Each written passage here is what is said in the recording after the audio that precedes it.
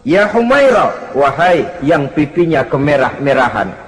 Cantik sekali panggilannya untuk istrinya. Kita kadang-kadang terlalu jujur tapi nyakitin. Mentang-mentang bini hitam kalau manggil bini hitam, sini lo. Jujur tapi nyakiti itu. Hadirin yang saya muliakan, Baginda menjawab, ada apa ya? Abang ini kan dosanya sudah mendapat jaminan ampun dari Allah. Iya, lalu gimana? Ya kalau ibadah jangan terlalu gitu-gitu benar, kenapa sih? Orang sudah dapat jaminan ampun itu kan mestinya tenang, aman. Ini malah seolah-olah beliau orang yang paling banyak mempunyai dosa. Tidak puas melaksanakan hanya sholat yang wajib ditambah dengan yang sunnah-sunnah. Tidak usah gitu-gitu bener lah bang, sudah dapat jaminan ampun ini.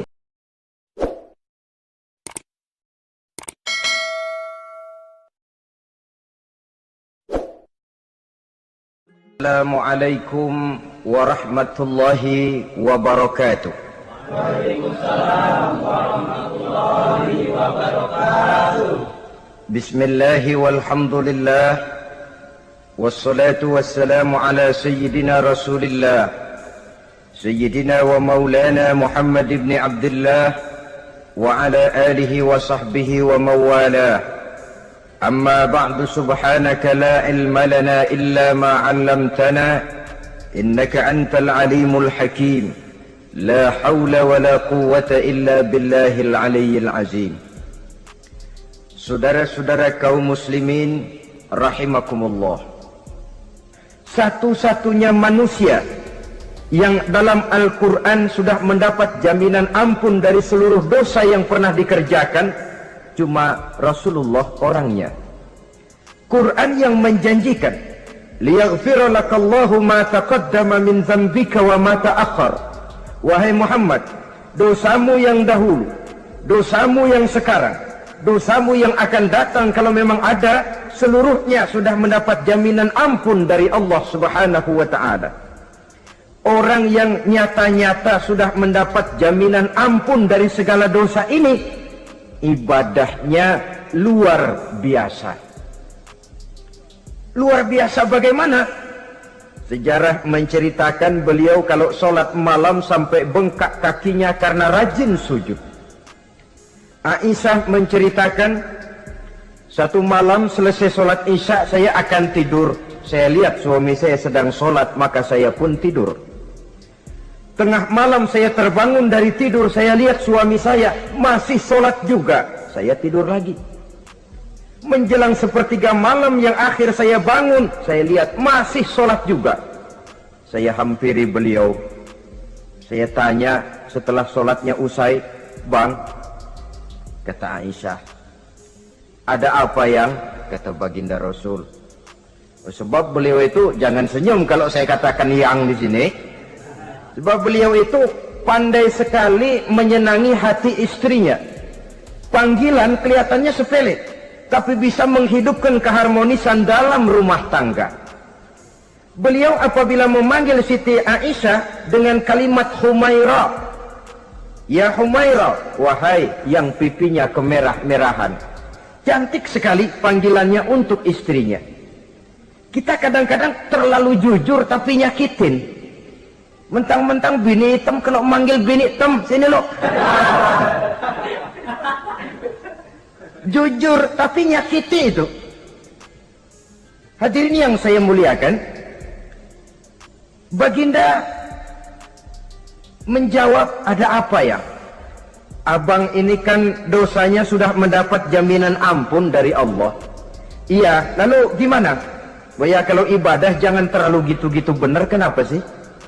Orang sudah dapat jaminan ampun itu kan mestinya tenang, aman.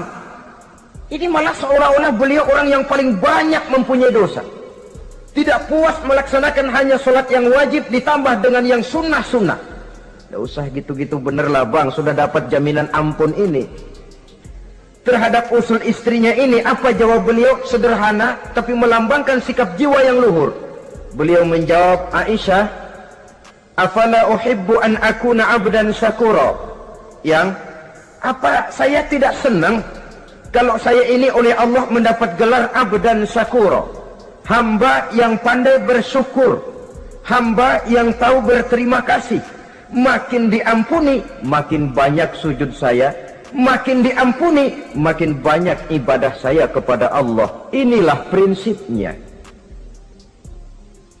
Saudara-saudara, oleh karena ibadahnya demikian rupa, Allah lalu dekat.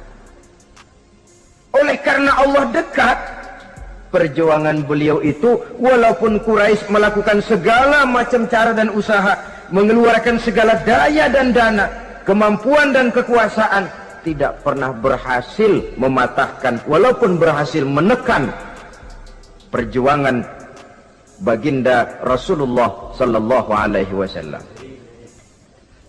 Coba kalau kita buka sejarah, beliau itu kan mulai berjuang sendiri, yang dihadapi masyarakat yang keras, kasar, brutal. 14 abad yang lalu, semenanjung Arabia terkenal sebagai masyarakat yang jahiliyah, di mana maksiat dan munkarat merajalela. Sembahan adalah berhala. Anak perempuan lahir dibunuh hidup-hidup. Itu zaman dulu, zaman sekarang pun tidak jauh bedanya. Malah kalau zaman dulu dikubur hidup-hidup, sekarang sebelum lahir sudah dibunuh. Yang namanya abortus itu.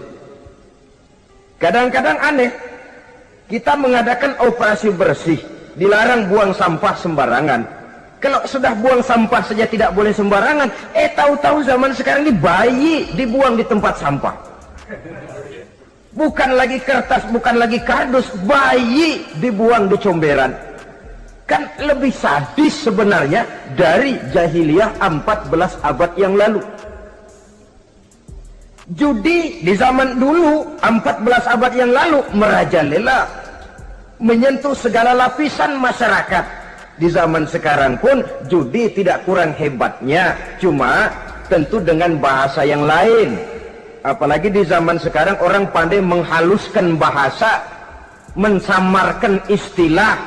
Judi disebut sumbangan umpamanya, sehingga orang lalu tidak terasa bermain judi, terasanya ikut nyumbang. Itu sekedar istilah yang merangsang orang sebenarnya. Masyarakat yang semacam ini yang dihadapi oleh baginda Rasul. Diangkat jadi Rasul umur 40 tahun lalu mulai berjuang. Mula-mula secara sembunyi dakwahnya itu. Dari pintu ke pintu, dari rumah ke rumah, dari orang ke orang. Hasilnya 3 tahun gerilya berdakwah, dapat pengikut tidak lebih 11 orang. Sudah tidak digaji, tidak dapat beras, hidup pun miskin. 3 tahun dakwah, dapat pengikut 11 orang.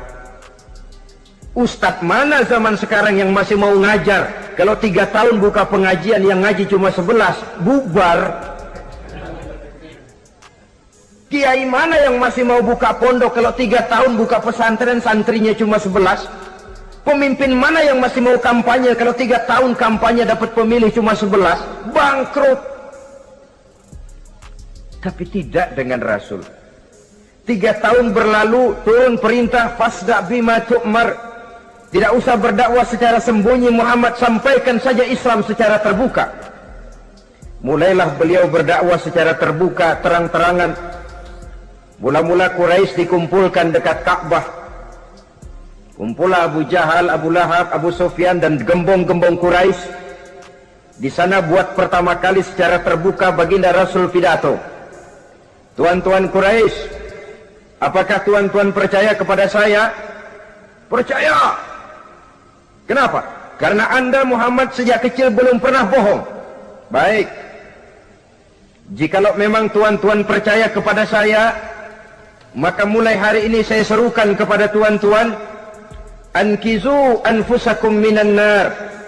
Jaga, pelihara, lindungi dan selamatkan diri tuan dari neraka. Tinggalkan segala macam berhala, jauhi Latta, Uzza, Manat dan Hubal. Sembah Allah Tuhan yang Esa, yang lam yalid walam yulad, yang tidak beranak dan tidak diperanakan. Ini dakwah pertama yang beliau sampaikan. Selesai beliau pidato, Abu Lahab interupsi. angkat tangan. Muhammad, ada apa paman? Alihaza jama'tana? Cuma untuk dengar ocehan kayak begini kami dikumpulkan di sini. Tabban laka ya Muhammad. Kalau bahasa kasarnya, mau mampus kamu Muhammad.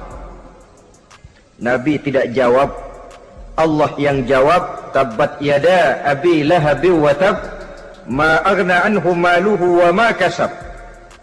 Bukan Muhammad yang celaka, Abu Lahab lah yang kelak akan menemui kecelakaan. Dakwah terus berlangsung. Ketika dakwah secara terbuka sudah dimulai, hambatan dan tantangan mulai datang. Sejak dari teror mental sampai kepada teror fisik. Dan puncaknya terjadi pada saat beliau berumur 53 tahun, di mana Quraisy mengadakan rapat di satu rumah yang disebut Darul Arqam. Kumpullah di situ dedengkot Quraisy. Siapa lagi kalau bukan Abu Jahal, Abu Lahab? Mereka rapat pleno lengkap. Setelah rapat dibuka, kata Abu Lahab kepada Abu Jahal, Jahal, bagaimana ini Muhammad? Iya, bagaimana? Apalagi yang belum kita lakukan, kata Abu Jahal. Kita fitnah sudah, kita caci maki tiap hari, kita lontari kotoran onta, sahabat-sahabatnya kita bantai, tapi mereka tetap tegar. Iya, kata Abu Jahal. Dan sekarang ini sahabatnya sebagian berangsur-angsur sudah hijrah ke Madinah. Ini pertanda Islam akan berkembang di kota Madinah. Kalau nanti dia berhasil di Madinah lalu menyerbu ke Mekah, alamat habis kita gulung tikar. Makanya, kata Abu Jahal, makanya apa? Makanya dari dulu juga saya bilang, kempesin aja itu. Jadi kalau bahasa okemnya kan begitu toh. Bunuh saja Muhammad, bunuh. Iya, soal bunuh sih gampang, kata Abu Lahab. Tapi Muhammad kan tidak keluar dari batu. Dia punya keluarga, sanak famili dan handai tolan. Kalau keluarganya menuntut balas, bagaimana ini? Gampang.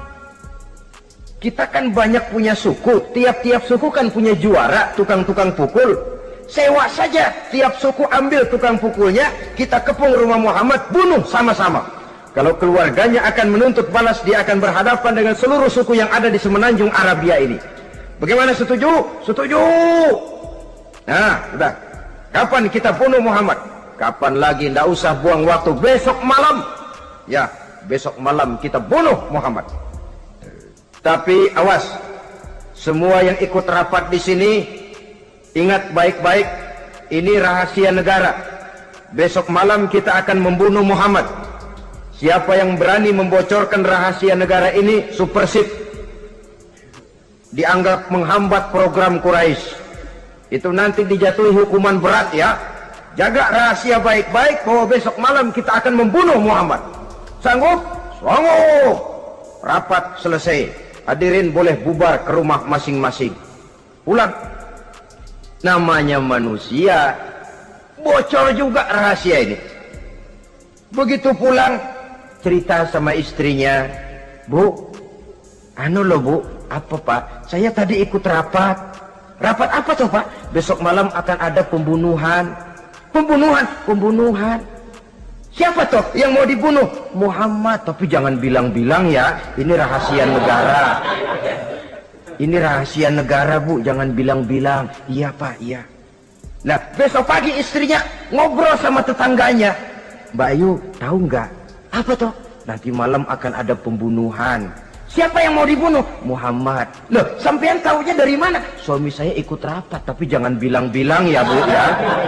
Ini rahasia negara. Jangan bilang-bilang. Nanti yang satu sampaikan lagi, jangan bilang-bilang. Terus jangan bilang-bilang. Akhirnya berita tersebar. Sehingga pagi hari itu sebagian besar penduduk Mekah sudah tahu kalau nanti malam akan ada pembunuhan.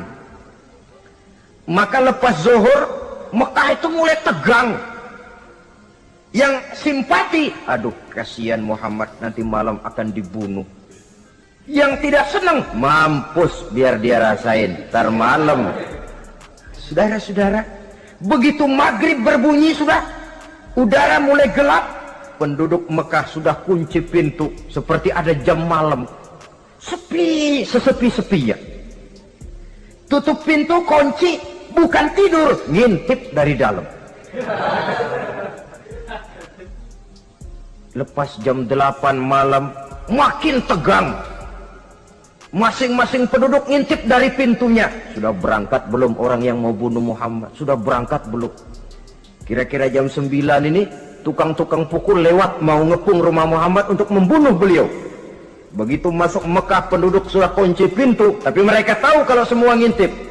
Wah, makin hebat ini yang pemuka Quraisy ini, tukang-tukang pukul ini. Jalannya dibuat gagah-gagah, barisnya dibuat hebat-hebat. Itu injekan tanahnya dalam baris dibuat kenceng-kenceng. Brok, brok, brok, brok, kayak serdadu baris. Lewat dekat rumah penduduk pakai batuk lagi. Yang dari dalam ngintip makin cute. Wah, ini dia yang mau bunuh Muhammad ini. Sampai di rumah Nabi, dikepung rumah Nabi, di pagar betis. Malam itu di dalam rumah cuma Nabi, Abu Bakar dan Ali bin Abi Thalib. Nabi tahu rumahnya dikepung. Lewat tengah malam beliau berkata, Abu Bakar, saya ya Rasul, mari kita berangkat hijrah. Baik ya Rasul. Ali, saya ya Rasul, kamu gantikan saya ya. Gantikan apa ya Rasul? Gantikan tidur di tempat tidur saya. Baik ya Rasul. Masya Allah, sekali menggantikan mati. Tidur di tempat tidur Rasul pada malam rumahnya dikepung, resikonya kan mati. Menggantikan mati. Lah kalau menggantikan lurah lumayan. Menggantikan mati. Dan Ali tahu persis resikonya. Dan beliau waktu itu masih muda dan beliau tidak nawar. Baik ya Rasul, saya akan tidur di sini, berangkatlah Tuhan. Berangkat Rasul. Ketika keluar dari pintu belakang, rumah dikepung rapat. Terjadilah keajaiban yang Allah ceritakan, wa ja'alna min baini aydihim sadda wa min khalfihim sadda fa aghshaynahum fahum la yubsirun. Di muka, di belakang, di kiri kanan dibuatkan dinding oleh Allah, dibutakan mereka. Mereka tidak lihat kalau Muhammad keluar dari rumahnya. Siaga penuh, apel, mata melotot, Nabi lewat nggak kelihatan. Sampai Nabi kemudian menuju Gua Thur, 3 malam 2 hari di sana. Dari sana perjalanan dilanjutkan ke Madinah Al-Munawwarah. Allahu Akbar. Mengarungi gurun pasir yang gersang dan tandus, yang terbentang antara Mekah dan Madinah. Meninggalkan kampung halaman tempat di mana dilahirkan dan dibesarkan. Keluarga yang berbeda akidah terpaksa berpisah. Kok kuat? Kok bisa? Kok sanggup? Di mana rahasia kekuatannya? Beliau punya sandaran vertikal, ibadahnya kepada Allah. Dengan bahasa kita sekarang, beliau punya backing. Backingnya tidak kepalang tanggung, yang serba maha. Maka saya mengajak kepada seluruh kaum muslimin, di zaman sekarang kan orang lagi main backing-backingan, ya. Nah, siapa yang punya backing punya jalu. Saya cuma mengajak, kalau mau cari backing jangan kepalang tanggung, carilah backing yang serba maha.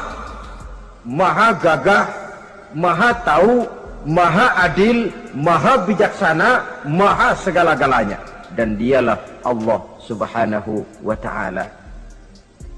Saudara punya backing kolonel, tanggung. Nanti dia pensiun habis. Yang kolonel saja tanggung, apalagi yang kopral. Kalau mau cari backing, carilah backing yang serba maha, Allah Azza wa Jalla. Caranya tentu dekat kepadanya. Untuk dekat kepadanya melalui jalur yang sudah diatur olehnya, melalui Rasulullah Sallallahu Alaihi Wasallam, yaitu solat, ibadah. Makin tinggi nilai ibadah, makin dekat kita dengannya. Makin dekat dengannya, makin banyak fasilitas yang akan diberikan untuk kita. Saudara pegawai negeri ingin cepat naik golongan, itu caranya 2. Pertama, jam kantor disiplin. Jam 7 masuk, jam 3 pulang. Kalau belum jam pulang, jangan pulang. Yang kedua, tambahan di luar jam kantor, sering-sering datang ke rumah kepala bagian. Apa malam minggu, apa hari minggu, apa bawa jeruk, apa pisang Ambon, kan begitu toh. Ini nanti kan kepala bagian kan nilai, karyawan saya yang satu ini jam kantornya disiplin, tambahan dia sering datang hari minggu di luar jam kantor bawa jeruk lagi. Ini mestinya belum naik lah, gua naikin dulu ke atas. Naik, saudara-saudara. Yang saya maksud apa? Itu zuhur, asar, maghrib, isya, subuh, jam kerja resmi itu, jam kantor. Lah, ada kunjungan di luar jam kantor, yang namanya tahajud, yang namanya hajat, yang namanya duha. Nanti kan Allah lihat, ini hambaku yang satu ini jam kantornya betul, zuhur, asar, maghrib, isya, subuhnya tepat. Tambahan di luar jam kantor, dia sering menghadap kepadaku. Nah, hambaku ini aku angkat kau maqamam mahmuda, ke satu tempat yang terpuji. Kalau Allah yang ngangkat, satu negara orang mau rendahkan kita, kita akan tetap tinggi. Kalau Allah mau rendahkan, satu negara mau angkat kita, kalau memang dasar mesti nyungsap ke bawah. Inilah perlunya sandaran vertikal. Inilah perlunya kita mempunyai backing hanya kepada Allah. Pada waktunya orang akan sampai ke titik jenuh. Dalam kesunyian orang sering mempertanyakan eksistensi diri, mulai mempertanyakan hakikat keberadaannya, di tengah kesibukan bisnisnya, di tengah kesibukan kerja dari rapat ke rapat, dari kantor ke kantor, dari tender ke tender. Orang akan sampai kepada titik jenuh. Dikala itu dia memerlukan ketenangan, dikala itu dia memerlukan kedamaian, dikala itu dia mencari eksistensi diri. Sebenarnya hidup ini mau apa sih? Cuma sekedar menjalani hal-hal yang rutin saja, pergi pagi pulang sore, peras keringat, banting tulang, atau ada tujuan yang lebih luhur daripada sekedar ini? Dikala itulah dia mulai mencari jalur untuk mendekatkan diri kepada Sang Pencipta. Dan tidak bisa ingin dekat dengan Allah, saudara, pakai aturan sendiri. Ingin dekat dengan gubernur harus ikut aturan yang ditetapkan oleh protokolnya gubernur. Ingin dekat dengan presiden, ya ikut jalur yang sudah disusun oleh protokolnya presiden. Ingin dekat dengan Allah, ya ikut jalur yang sudah diatur oleh Allah melalui Rasulnya. Apa itu? Ya diantaranya sholat, puasa, dan ketentuan-ketentuan ibadah yang lain. Tidak bisa dengan prinsip, yang penting kan hati baik, berjiwa bersih, akhlak luhur, tidak usah sholat kalau hati baik sudah dekat dengan Allah. Oh, alangkah enaknya kalau begitu. Kalau dengan itu bisa dekat dengan Allah, rasanya Nabi Muhammad yang paling dulu berhenti sembahyang. Kenapa? Beliau orang yang hatinya paling baik. Beliau orang yang budinya paling luhur. Kalau budi luhur dan hati baik sudah menjamin untuk dekat dengan Allah, Nabi dulu berhenti sholat. Nyatanya tidak. Beliau orang yang berbudi luhur, berakhlak baik, entoh ibadahnya demikian rupa. Dan beliau adalah standar untuk kita jadikan contoh dalam mengamalkan ajaran-ajaran agama di kehidupan kita ini. Saudara, itu tadi sepertiga waktu beliau untuk ibadah, untuk Allah. Sepertiga yang kedua dari waktu beliau adalah untuk tugas. Dalam hal ini, sebagai seorang Rasul, menyampaikan risalah Islam berhadapan dengan umat.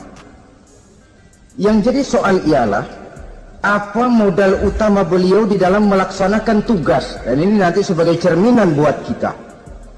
Modal utamanya pertama adalah keteladanan, dan yang kedua adalah akhlak. Sekarang ini kita hampir nyaris mengalami berbagai macam krisis. Yang paling santer kita dengar adalah krisis wibawa. Ada pak guru dicegat muridnya di jalanan, dipukulin karena nggak naik kelas katanya. Nampaknya guru nggak lagi berwibawa. Di satu pihak mungkin karena si guru tidak bisa digugu dan ditiru. Di lain pihak juga murid tidak lagi mengenal arti rasa hormat kepada pak guru. Nah, kenapa krisis wibawa timbul?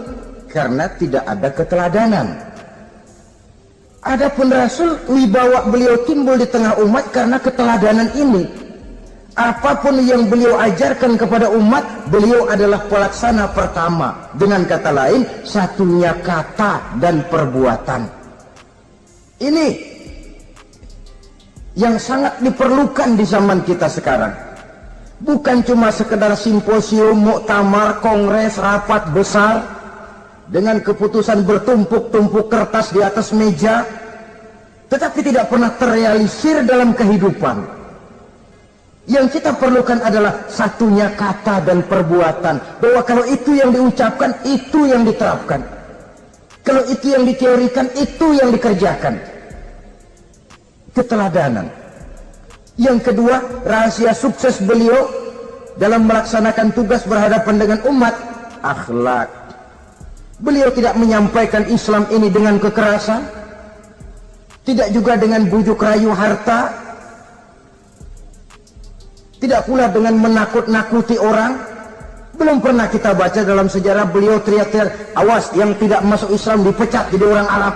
Tidak. Atau dengan bujuk rayu, ayo siapa masuk Islam super mie 2 bungkus. Tidak. Sebab kebenaran tidak bisa dipupuk dengan materi. Kebenaran adalah soal keyakinan, dan keyakinan adalah soal batin. Orang yang beragama karena tertarik kepada super mie, orang yang beragama karena tertarik kepada pakaian, kepada obat-obatan, nilai imannya dipupuk dengan materi. Dan usaha seperti itu sama saja dengan menegakkan benang basah. Dia percaya kepada sesuatu yang dia tidak mengerti. Dia yakin kepada sesuatu yang dia tidak tahu apa bentuk yang dia yakini itu. Alangkah malang dan kasihannya orang yang beragama seperti ini. Tidak demikian dengan Rasul. Islam ini adalah satu keyakinan. Keyakinan terhadap kebenaran hanya bisa ditegakkan dalam nurani manusia yang paling mendasar. Karena itu dia tidak bisa dipaksakan. Dan itu pula sebabnya Quran punya prinsip la ikraha fid din. Tidak ada paksaan dalam beragama. Mau Islam silakan, tidak mau Islam silakan. Allah tidak memaksa. Tapi ayat ini jangan disalah pakai. Tidak pernah sholat, ditanya orang, kamu kan Islam kok enggak sholat? La ikraha fid din dong. Salah pakai. Yang tidak ada paksaan dalam beragama itu untuk orang di luar Islam. Kepada tuan-tuan di luar Islam, la ikraha fid din, tidak ada paksaan masuk Islam. Tapi kalau sudah masuk ke dalam Islam, maka berlaku peraturan Islam. Contohnya begini saja, tidak ada paksaan masuk ke rumah saya. Tuh. Mau masuk silahkan, tidak mau masuk tidak ada urusan. Tapi sekali saudara masuk ke rumah saya, saudara harus ikut tata tertib yang ada di dalam rumah saya. Kira-kira beragama itu begitu. Tidak ada paksaan masuk Islam. Tapi sekali saudara masuk Islam, maka berlaku peraturan Islam untuk kehidupan saudara. Jadi la ikraha fid din ini buat orang di luar garis. Allah tidak maksa-maksa orang mau masuk Islam, mau tidak. Silahkan saja. Tapi ketika orang mendapat hidayah, masuk ke dalam Islam, peraturan Islam berlaku dalam kehidupannya. Saudara hadirin, kaum muslimin rahimakumullah. Akhlak. Mari kita lihat lebih jauh bagaimana sih akhlak beliau yang mulia itu. Allahu Akbar. Kalau orang berakhlak kepada teman, itu sih biasa. Tapi berakhlak kepada musuh, ini yang luar biasa. Ini yang agaknya Allah saja memuji beliau. Wa innaka la'ala khuluqin azim. Engkau Muhammad benar-benar berada di atas budi pekerti yang luhur dan terpuji. Kalau saya baik kepada orang yang memang baik kepada saya, logis toh, wajar, memang harusnya. Tapi berbuat baik kepada orang yang jahat terhadap saya, ini yang tidak setiap orang bisa. Nah, sebab itu saya tidak ingin menceritakan akhlak beliau kepada sahabat, namanya juga kepada sahabat. Saya akan kutip beberapa riwayat yang menceritakan bagaimana akhlak beliau kepada orang yang nyata-nyata memusuhinya. Berbagai riwayat menceritakan bagaimana beliau ketika di Taif dilontari orang dengan batu, yang melontari beliau malah mendapat doa, Allahumma hdi qaumi fa innahum la ya'lamun. Ya Allah, berikan hidayah berikan petunjuk kepada mereka yang melontari saya dengan batu, karena mereka tidak tahu. Kalau saja mereka tahu, mereka tidak akan melontari saya dengan batu. Ya Allah, berikan hidayah kepada mereka. Padahal ketika itu malaikat Jibril menawarkan jasa. Muhammad, kalau kamu mau orang yang melontari kau dengan batu itu hancur, saat ini juga saya angkat Jabal Uhud, saya timpakan mereka biar mati semua. Mau Muhammad? Jangan Jibril, mereka tidak tahu. Kalau saja mereka tahu, mereka tidak akan melontari saya dengan batu. Lebih baik doakan mereka supaya mendapat hidayah dari Allah. Dalam kondisi kepepet, dilontari dengan batu, malaikat Jibril datang menawarkan jasa. Beliau lebih memilih mendoakan orang yang berbuat jahat itu. Ya Allah, bukan main. Umumnya kita kan kalau lagi kepepet ada yang nolongin, girang bener. Andai kata kita yang jadi nabi disambitin orang, datang malaikat Jibril nawarin, bagaimana sikap? Abisin aja dah.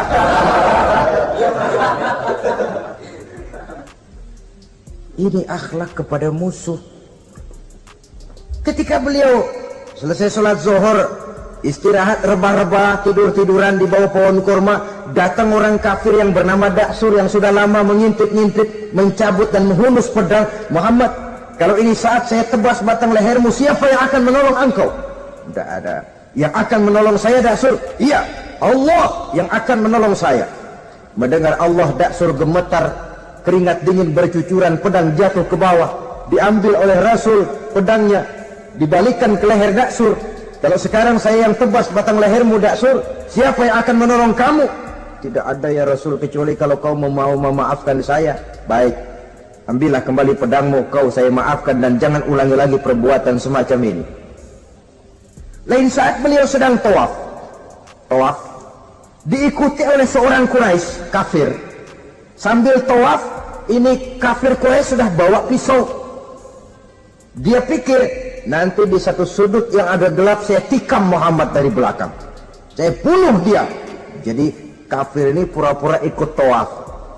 Jahatnya orang kafir itu kan begitu, tawaf ya ikut pura-pura tawaf, ada kesempatan sikat dari belakang. Putaran pertama belum ada kesempatan, putaran kedua makin tegang. Pokoknya begitu tempat agak gelap, cabut pisau, hantam saja sudah Muhammad, biar mati sekali di sini. Dan Nabi tahu, oh ini asisten pribadi malaikat Jibril, masih tahu toh. Jadi malaikat Jibril memberitahu, awas Muhammad, itu di belakangmu orang cuma pura-pura tawaf, dia bawa pisau mau bunuh kamu, hati-hati Muhammad, Roger ganti gitu.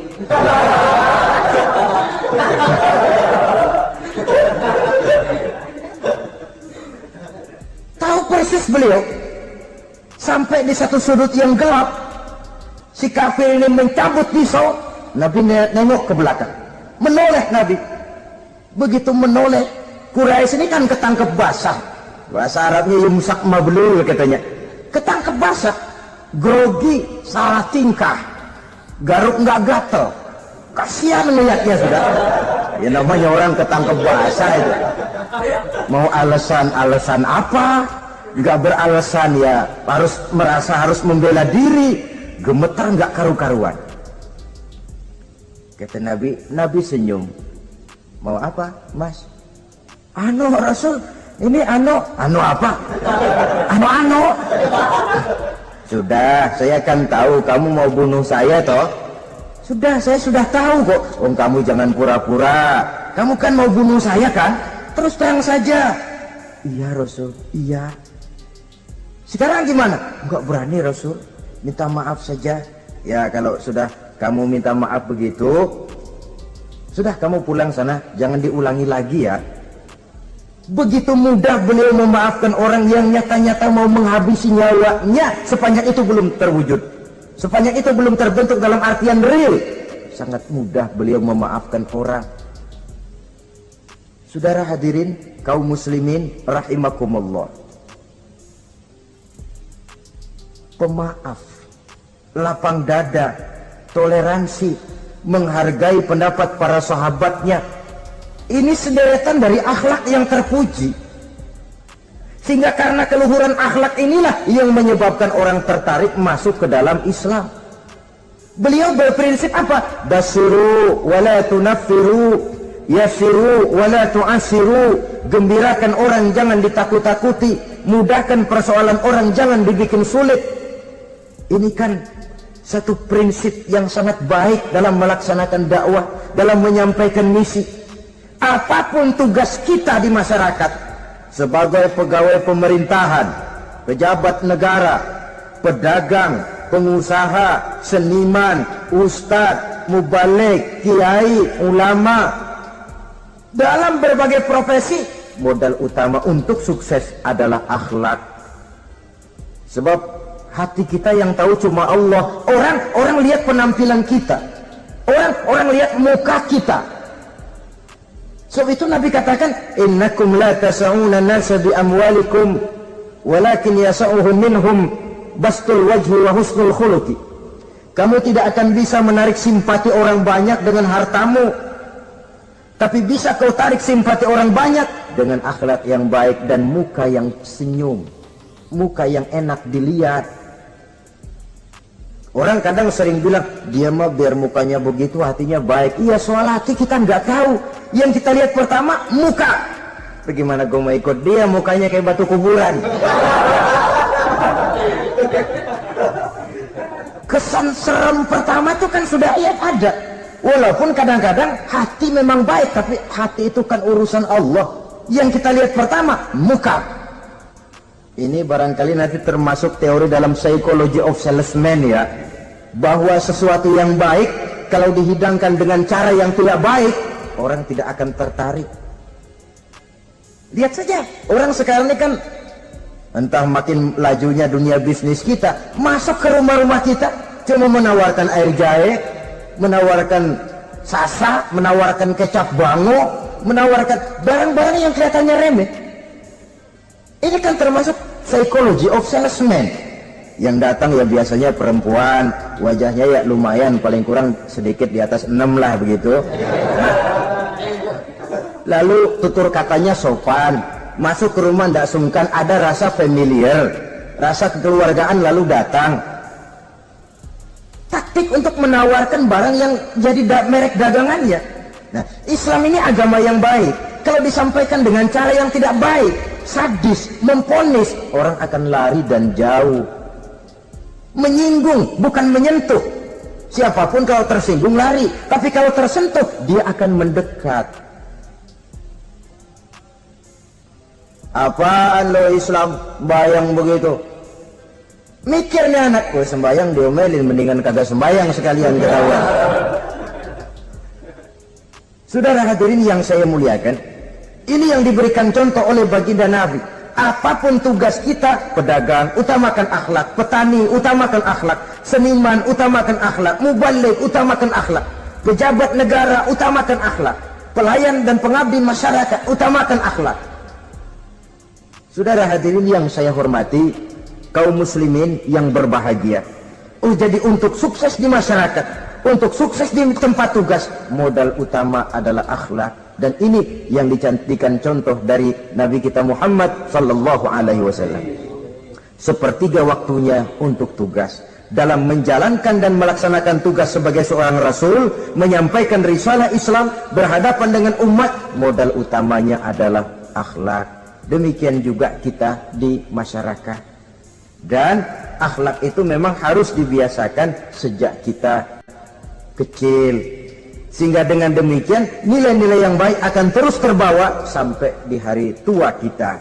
Saudara-saudara, rasanya kehancuran satu bangsa dimanapun di dunia ini selalu dimulai dengan kehancuran akhlak daripada bangsa itu sendiri. Dan kehancuran akhlak itu bisa saja terjadi di tengah kemakmuran ekonomi, di tengah maju dan canggihnya teknologi. Kapan? Apabila pegangan orang kepada agama sudah lemah dan rapuh. Kita tengok di negara-negara di sebelah barat kita, kemajuan teknologi yang tidak diimbangi dengan kuatnya pegangan orang kepada agama telah melahirkan budaya-budaya yang merendahkan martabat manusia.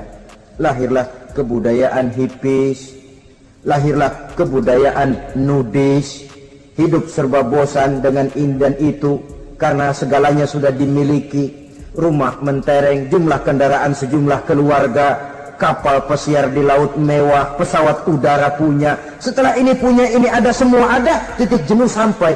Mau apa semua ini? Akhirnya ingin hidup apa adanya, tidur di goa-goa, tidur di kaki-kaki gunung, tidur di hutan belantara, pakaian kumel. Itu hipis-hipis yang datang kemari, yang pakaiannya kumuh, tambelan, lepis belel. Padahal di kantongnya cek, travel cek, dolar.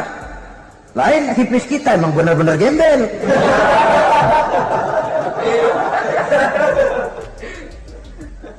Merasa jenuh, merasa bosan.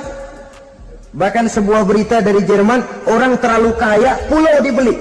Di pulau itu dia bikin satu klub yang bernama klub nudis. Setiap anggotanya boleh masuk ke pulau itu dengan catatan tidak boleh pakai pakaian selembar pun, alias bugil, telanjang bulat. Sudah telanjang bulat itu. Dan di sana berlakulah apa yang disebut serba boleh. Jadi kalau di sana kesana saudara bawa istri, masuk anggota, ya silahkan saja. Istilah tukar pakai, simpan pinjam, bisa-bisa saja, asal suka sama suka. Asal perbuatan yang dianggap tidak merugikan orang lain, suka sama suka, sudah tidak bisa dituntut oleh norma yang berlaku. Ya. Itulah sebabnya kita sering prihatin bahwa kemajuan sering membawa pergeseran nilai. Apabila kita tidak bisa menghindarkan diri dari proses pergeseran nilai, setidaknya kan kita bisa menjaga diri jangan sampai hanyut oleh nilai-nilai yang negatif. Akhlak, baik sebagai muslim, baik sebagai bangsa Indonesia yang berkepribadian luhur, itu merupakan cerminan kita. Saya prihatin, belum lama diselenggarakan kontes bibir terindah. Kontes bibir terindah itu kira-kira apa manfaatnya? Apa yang jadi ukuran? Dan bukankah bibir karunia Tuhan? Ya kalau yang bibirnya mungil bisa ikut kontes lah, kalau yang jebleh gitu.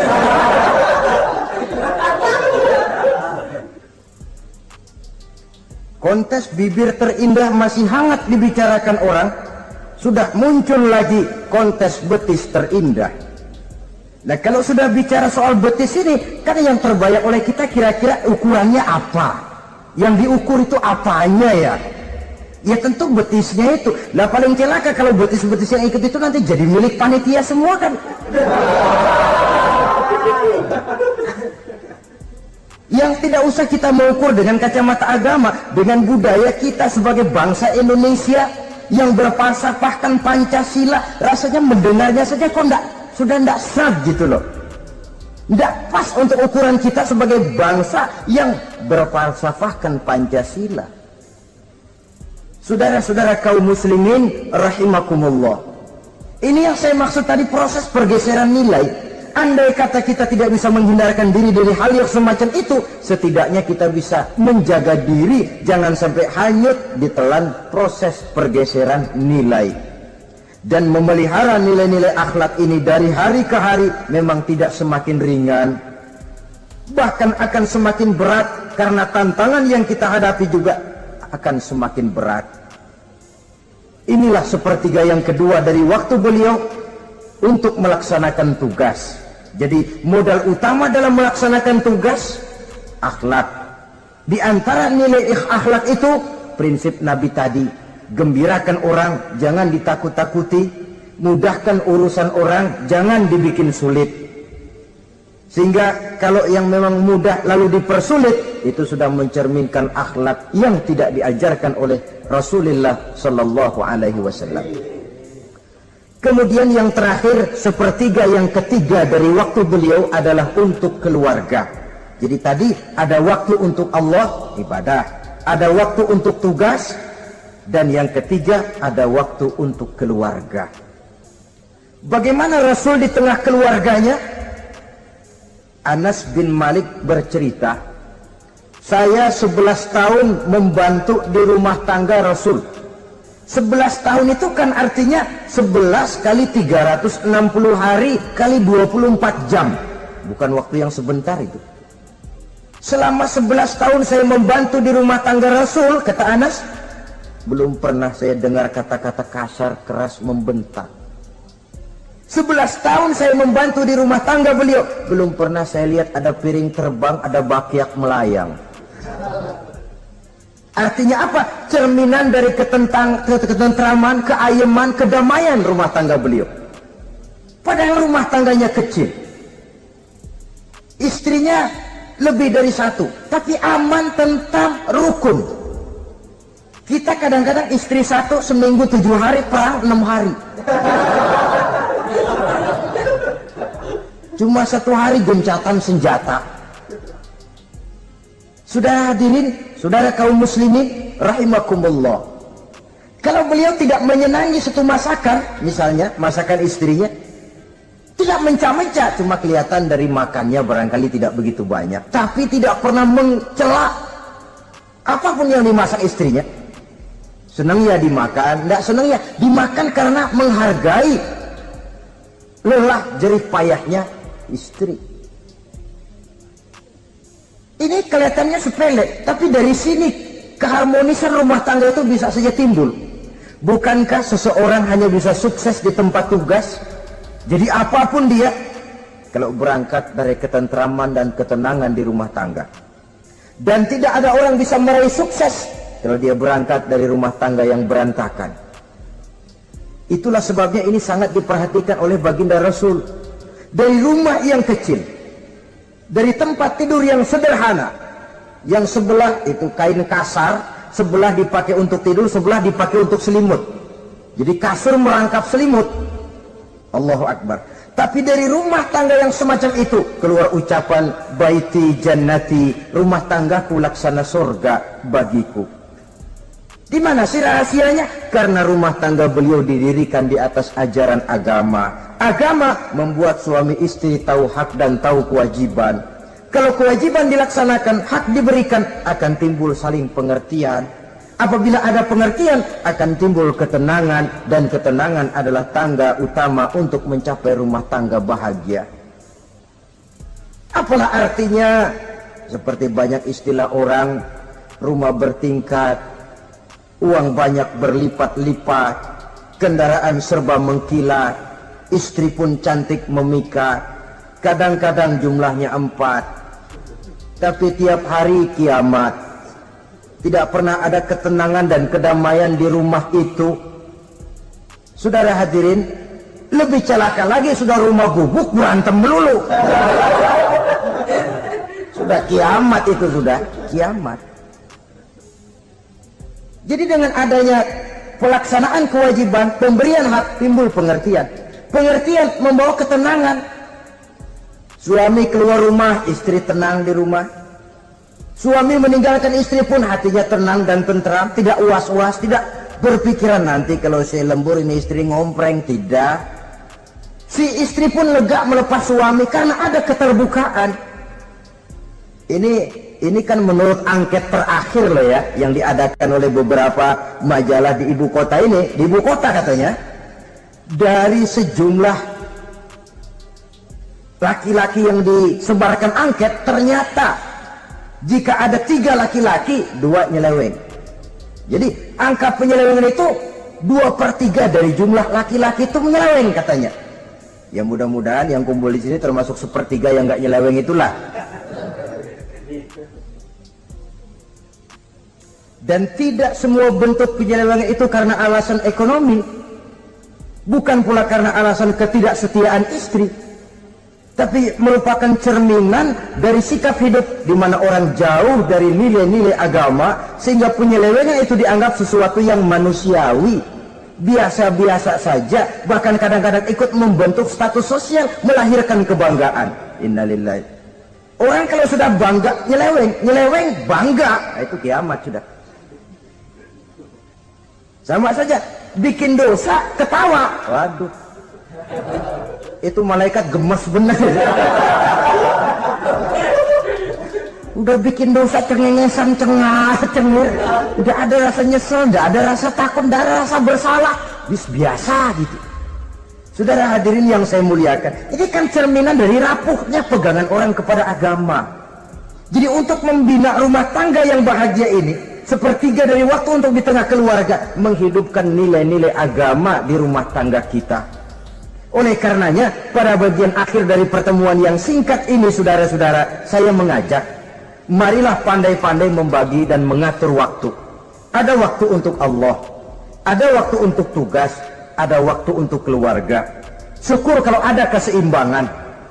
Tapi kalau tidak, istilah usul fikih itu tatimul aham minal muhim, mendahulukan yang terpenting dari yang penting. Kalau ada 3 persoalan semuanya penting, tentu di antara 3 ini kan ada yang lebih penting. Yang itulah yang dikerjakan lebih dulu. Dan ini tidak berarti bahwa penjatahan waktunya harus sama.